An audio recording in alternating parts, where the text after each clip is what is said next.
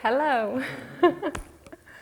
All right, well, the process with Maor has been such a wonderful experience. Not only I met amazing people, but also Ray and Leslie, the assistant, have been offering so much support, and so I always felt supported throughout the whole process. Yes, process itself, it's very transformative. It changes basically everything for you. It changes the perceptions, it changes the way you look at life, it changes the way you look at other people and at yourself, because you discover yourself even deeper than what you've known of yourself before.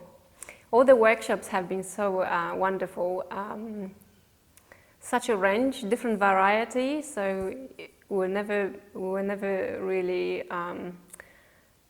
bored. You know, there's always something happening. And then also in between those workshops, there were days of Vipassana, days of silence, that have just provided us that space and opportunity to go internally and to learn more about ourselves and about this process, why we're here, what is it all about.